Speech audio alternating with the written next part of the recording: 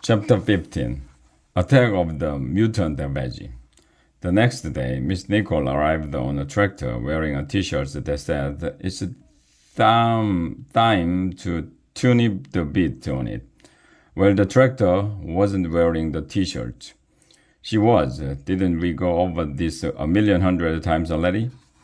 After we pledged the allegiance and did word of the day with Miss Banks, we went out to the garden to clean it up and plant new veggies. And you'll never believe what we found out there growing in the garden. You're probably thinking it was more zucchini, but you're wrong again. So na boo boo on you. It was just one cucumber, and not just any cucumber. It was a giant cucumber. I mean, this cucumber was ginormous asterisk. It's a real word. Look it up if you don't believe me. It was as big as a sixth grader.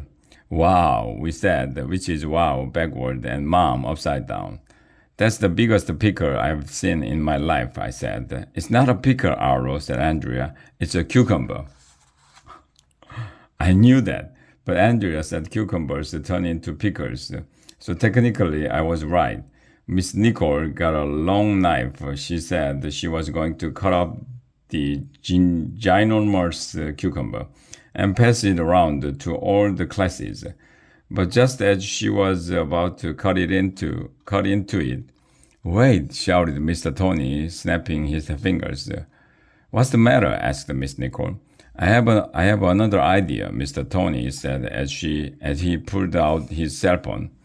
"I know a guy who works for Guinness World Records. Before you cut the cucumber, he should see it. It just might be the biggest cucumber in the world." "Cool," we all shouted. "We're gonna be in Guinness World Records," shouted Alexia. "Mr. Tony should get the Nobel Prize for that idea." He called up the Guinness guy, and less than an hour later, he showed up. The guy must have rushed it over. I guess it's not every day that somebody calls up and say they grew the biggest cucumber in the world. The Guinness guy came out to the garden.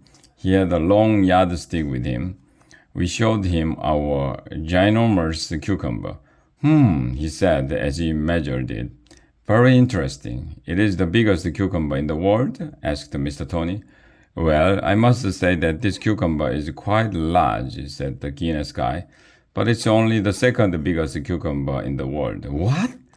"I'm sorry," said the Guinness guy. "Last year, a woman in Australia grew a cucumber that was an inch longer than this cucumber. Nice try, though. Bummer in the summer. We weren't going to get into Guinness World Records after all." Everybody was sad, especially Mr. Tony. He always wants to set world records. Mr. Nicole took out her knife again. She sliced the cucumber in half and opened it up like a coffin. It looked squishy and gooey on the inside. The Guinness guy said he had to go. He was about to leave when the weirdest thing in the history of the world happened.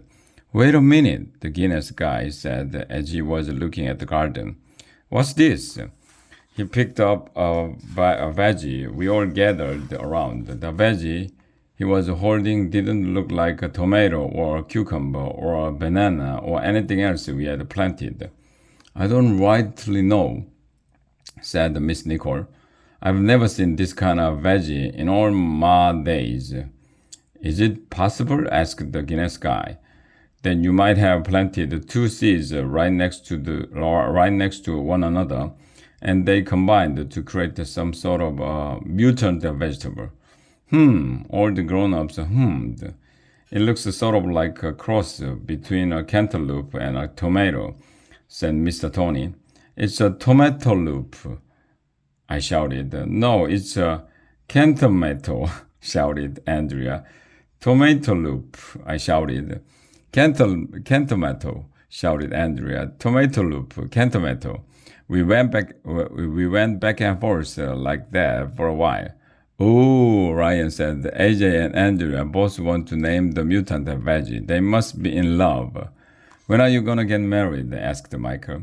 "If those guys weren't my best friends, I would hate them."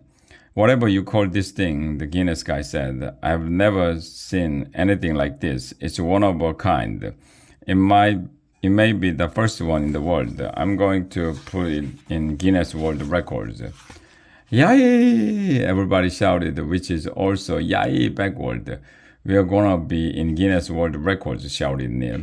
We are gonna be famous gardeners, shouted Ryan. It was the greatest day of my life. Everybody started yelling and screaming and yahooing and yahooing. That's when the weirdest thing in the history of the world happened. Miss Nicole was dancing around like everybody else when she suddenly stepped on a banana peel at the edge of the garden. She slipped, fell backward, and landed on our ginormous cucumber. Oof! She grunted as her body sank into the cucumber. Help! She was grunting and groaning as she tried to climb out of the cucumber. Miss Nicole is in a pickle, I shouted. It's not a pickle, Andrea shouted. It's a cucumber. Miss Nicole is in a cucumber, I shouted. She was flailing her arms and legs, struggling to get out of the ginormous cucumber. And then it closed up on her. It could be carnivorous, shouted Alexia. Miss Nicole is stuck inside the man-eating cucumber, I shouted. That's sexist, Arlo, Andrea told me. Obviously, carnivorous plants eat women too. It doesn't matter what you call it, shouted Mr. Tony. Miss Nicole is trapped inside it. Get her out of there, Ryan shouted. Run for your lives, shouted Neil. Somebody call 911, shouted Alexia.